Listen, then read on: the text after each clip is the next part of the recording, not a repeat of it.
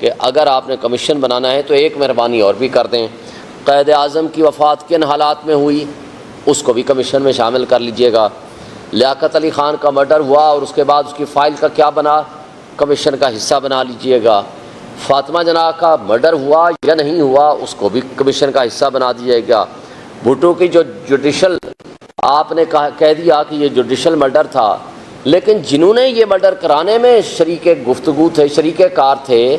ان کے بارے میں آپ نے نہ سپریم کورٹ نے کچھ لکھا نہ کچھ کہا، کون لوگ تھے، کیا اس کا راولپنڈی ہماری اسٹیبلشمنٹ سے کوئی تعلق تھا، اور اگر تھا تو کون تھے، اس کو بھی کمیشن کا حصہ بنا دیجئے، اور بے نظیر بھٹو مرڈر کیس میں بھی جو کمیشن ہے اس کے فیکٹس بھی سامنے آ جائیں تو ہم سب کے لیے، اس ملک کے لوگوں کے لیے بہت سارا بھلا ہوگا۔ Thank you. ایک بات 24 مارچ 1971 کو، یہ ریکارڈ کی بات ہے، یحییٰ خان جاتا ہے وہاں ڈھاکہ میں اور ان کو کہتا ہے کہ ہم نے تمام مسائل بات چیت کے ذریعے حل کریں گے، کیونکہ سب سے بڑی پولیٹیکل پارٹی عوامی لیگ جیت چکی تھی 160 سیٹیں آؤٹ آف 162۔ ان کو کہا جی آپ سے بات چیت کے ذریعے حل کریں گے، بیٹھ کے سیٹل کریں گے، مگر 25 مارچ کو جو ہی وہ آتے ہیں 25 مارچ کو آرمی ایکشن شروع ہو جاتا ہے اور ایک ایک بندے کو پکڑ کے ان کے خلاف ایکشن شروع ہو جاتا ہے، میننگ دیئر بائی آلریڈی یہ ایک بہانہ تھا، آلریڈی آپ نے پلاننگ اور آرگنائزیشن کر رکھی تھی۔ جب ہم 9 مئی کی بات کرتے ہیں ہم یہی کہتے ہیں کہ آپ نے صبح سویرے آپ نے دیکھا کہ عمران خان جب صبح اٹھتا ہے وہ اپنے اسلام آباد کی طرف آتے ہوئے، جس میں بیل اس نے اپلائی کر رکھی تھی اور جس میں تھم امپریشن کے پروسیس میں تھے اور عدالت کی تحویل میں تھے، وہ صبح نکلتے وقت کہتے ہیں کہ اگر کسی نے گرفتار کرنا ہے تو میں بغیر ریزسٹنس کے گرفتاری دوں گا، مجھے صرف وارنٹ آف ارسٹ دکھا دینا ہے۔ مگر کیا ہوتا ہے، ان کو اٹھایا جاتا ہے، CCTV فوٹیجز وہ سارے چوری کیے جاتے ہیں اور آج تک اسلام آباد ہائی کورٹ کو نہیں ملے، اور اس کے بعد جو کچھ بھی ہوگا، اور ود ان فیو آورس 10,000 ہمارا ورکرز کیسے آپ نے اٹھا لیا،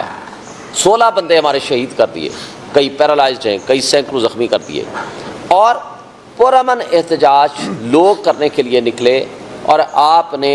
سارے آج سپریم کورٹ اور ہائی کورٹس میں یہ آ چکا ہے، لکھ کے یہ دے چکے ہیں کہ ہمارے CCTV فوٹیجز ان تمام انسٹالیشن سے جی خراب تھے یا غائب ہیں۔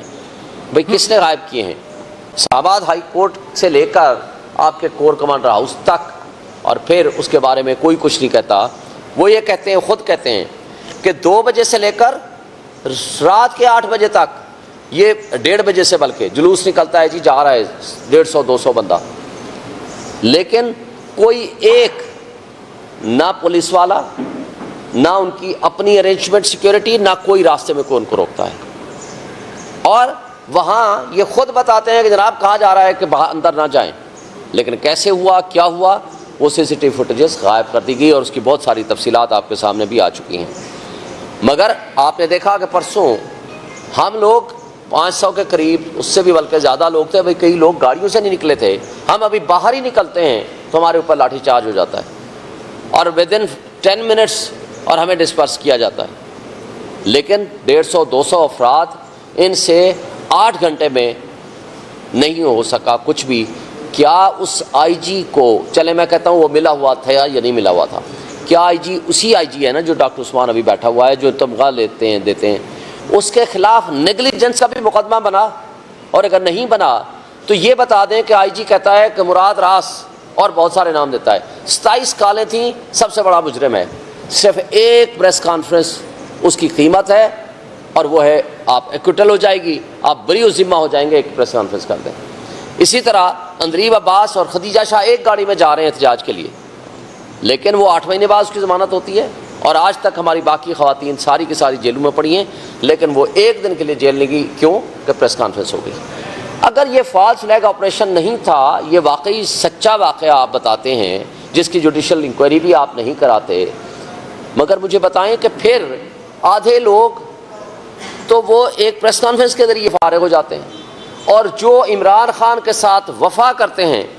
وہ آپ کے لیے سب سے آخر میں، اور ابھی تک وہ پابند سلاسل بھی ہیں اور جیلوں میں بھی سڑیں گے۔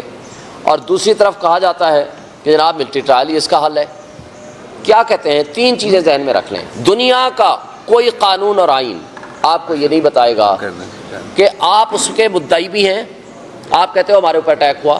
نمبر 2 آپ کہتے ہو ہم گواہ بھی ہیں، irrefutable ہمارے پاس ایویڈنس ہے، ناقابل تردید شواہد۔ نمبر 3 ہم ملٹری ٹرائل کے ذریعے سزا بھی دیں گے، منصف بھی خود ہیں۔ تو بھائی دنیا میں کوئی اصول نہیں ہوتا، قانون نہیں ہوتا کہ خود مدعی خود گواہ خود آپ منصف بن جائیں۔ اس طریقے سے سپریم کورٹ سے گزارش ہے فوری طور پر ان کا فیصلہ کریں، لوگوں کو ان کے حقوق دیں، اور اس طرح کا جو ظلم ہو رہا ہے ایک جنگل کے بادشاہ کے ذریعے، وائسرائے اور اپنے کٹ پتلیوں کے ذریعے اس ملک میں جس طرح آئین اور قانون کی پامالی ہو رہی ہے اس کو ختم کیا جائے۔ اور میں آخر میں یہ کہوں گا کہ پاکستان بزنس کمیونٹی نے یہ آپ کو کہا ہے کہ جناب پاکستان میں تو انویسٹمنٹ تب آئے گی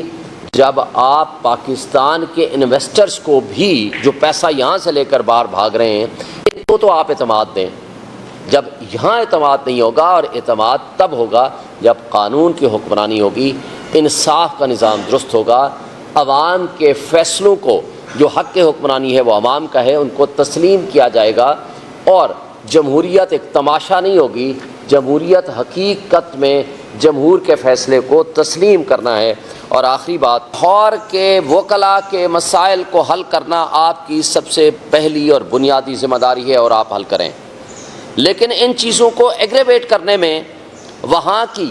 وہ کٹ پتلی حکومت، وہ ڈاکو رانی کے ذریعے جو یہ چاہتے ہیں کہ وکیلوں اور جوڈیشری کے درمیان اختلافات پیدا ہوں، تو اس حوالے سے میں وکلاء نمائندوں سے بھی ریکویسٹ کروں گا کہ آپ فوکسڈ رہیں تاکہ جسٹس سسٹم کے اوپر جو کچھ اٹیک ہماری انٹیلیجنس ایجنسیز کر رہی ہیں، اور جس انداز سے انٹیلیجنس ایجنسیز کا رول آ چکا ہے آپ کے سامنے، جو اسلام آباد ہائی کورٹ کے معزز 6 جج صاحبان نے لکھ کے دیا، اس کے پیرا نمبر پہلے میں لکھا ہوا ہے، پہلے پیرے میں، کہ عمران خان کے خلاف فیصلہ لینے کے لیے پریشر ڈالا گیا، اور ایک جج کے آپ کو پتہ ہے باقی تفصیلات، کس طرح برادر نسبتی کو اٹھایا گیا، بیڈ رومز میں کیمرے لگائے گئے، کیسے ججز ہاسپٹلائزڈ ہوئے، اور وہ ساری تفصیل آپ کے سامنے آ چکی ہے۔ اور آج ساری ہائی کورٹس اور لوور جوڈیشری یہ لکھ کے دے چکے ہیں، سپریم کورٹ میں آپ کے سامنے ہے کہ آج یہ اوپن سیکرٹ ہے کہ انٹیلیجنس ایجنسیز دباؤ ڈالتی ہیں سیاسی کیسز میں تاکہ اپنے مقاصد حاصل کر سکیں، اور اپنے جو ان کے مخالف ہیں یعنی پی ٹی آئی ان کے خلاف فیصلے لے سکیں، کیونکہ اور تو پولیٹیکل پارٹیز تو کوئی ان کا مخالف ان کے بقول کوئی نہیں ہے، چونکہ باقیوں کو تو انہوں نے گود لیا ہوا ہے، ان ریجیکٹڈ افراد کو کٹ پتلیوں کی صورت میں ہمارے اوپر مسلط کیا ہوا ہے، ہارنے کے باوجود ان کو فارم 47 کے ذریعے یہاں لا بٹھایا گیا ہے، جس کی تازہ ترین مثال وہ انوار الحق کاکڑ صاحب، وہ لیاقت چٹھا کمشنر راولپنڈی، وہ نثار چیمہ سابق MNA مسلم لیگ نون، وہ مصطفیٰ MQM کے کامران ٹیسوری، ان سب کی سٹیٹمنٹس کو اگر آپ یکجا کریں گے تو آپ کو سمجھ آ جائے گی کہ جناب یہاں صرف دال میں کچھ کالا نہیں ہے، دال ہی ساری کالی ہو چکی ہے۔ مگر اس سب کچھ کے باوجود صرف ایک شخص کو یہ چیزیں نظر نہیں آتی، وہ ہیں ہمارے چیف جسٹس آف پاکستان۔ نہ ان کو یہ نظر آیا کہ ہمیں لیول پلینگ فیلڈ میں نہیں مل رہی، نہ ان کو یہ نظر آیا کہ ہمارے کاغذات نامزدگی دینے جا رہے ہیں، نہ ان کو یہ نظر آیا کہ ہمارے انٹر پارٹی الیکشنز جو ہیں وہ درست ہوئے ہیں، وہ کہتے ہیں نہیں درست نہیں ہوئے۔ پاکستان کے کانسٹیٹیوشن کو انہوں نے ایک پارٹی کے کانسٹیٹیوشن کے تابع کر دیا، اور ان کے بقول یہ ریٹرننگ آفیسرز جنہوں نے یہ الیکشن کرانے ہیں یا کرائے تھے وہ فرشتے ہیں، جوڈیشری کے ذریعے الیکشنز نہیں ہوں گے۔ اس سب کچھ کے باوجود میں اور الیکشن کمیشن کی وہ تمام تر حرکتوں کے باوجود جو کچھ انہوں نے کی، لیکن آج بھی اعتراض ان کو اگر ہے تو پی ٹی آئی کے انٹرا پارٹی الیکشنز کے اوپر ہے،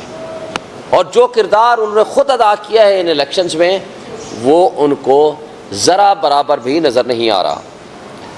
یہ اسی طرح کی بات ہوئی، کمیشنز کے بارے میں بڑی تفصیل کے ساتھ آپ کو بتا دیا، لیکن